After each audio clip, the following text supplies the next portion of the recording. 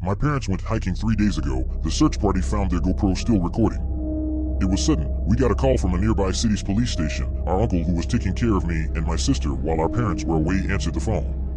We were confused as to why our uncle was crying until we learned the news. Our parents were found dead over 11 miles away from where they started hiking over 3 days ago.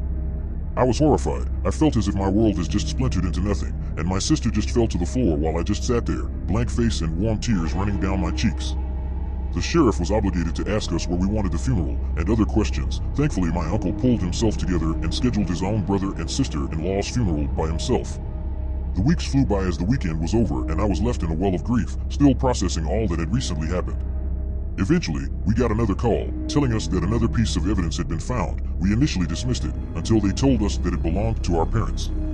As they told us, the more intrigued we were, until my uncle decided to drive us all down there. After all of us at least wanted to see their faces one more time, since mysteriously, the funeral was closed casket. Once we got there, we waited in the waiting room until a man guided us in. They said they had not yet reviewed the footage, and that when they found it, it was covered in blood and still recording even though it was clearly damaged. Finally, we got to a room where they were ready to play the footage, and all of us took a seat before the man who led us and started the video. At first, it was just my parents walking. We fast-forwarded, more walking, some fishing, picking up sticks and skipping rocks.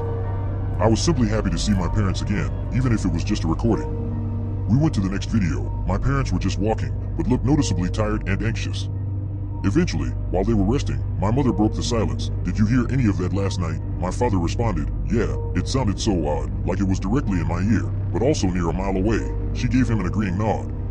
Eventually, they kept walking, not breaking the silence until they camped. "Do you think it will happen again?" my mother asked. My father responded, "It had to have been just some animal. No creature would follow us that far just to make some noises and not do anything to us. But what if it dashed?" My mother was cut off. "Just trust me, we'll leave tomorrow and forget any of this happened." My father tried to reassure her. It worked and they went to bed.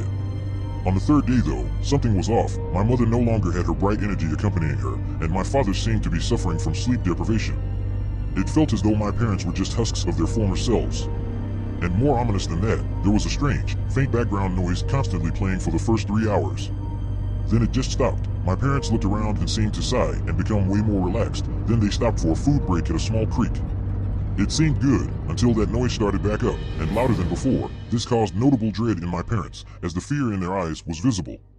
They both ran away, leaving all their food behind, as the noise kept getting louder. Eventually, my mother tripped and her bone-chilling screams could be heard in the background as the noise seemed to stop with her. After 2 hours of non-stop running, my father ended up at our house backyard.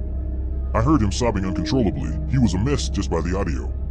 He started to get it together and approach our house until the light around him seemed to wash away, like fresh paint in reaction to water.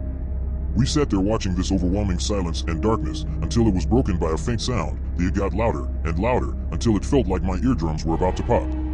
My father appeared back in the woods, but he was not alone. As he turned, a part of the screen seemed to warp and glitch out. My father looked at it and started screaming as the thing approached him in the blink of an eye. My father seemed to be screaming as something was inserted into his mouth, then it stopped when the snapping of his bones was heard. The GoPro fell onto the ground, and it filmed my father floating over the glitching part of the screen. Then both of them just seemed to phase out of focus and into nothingness.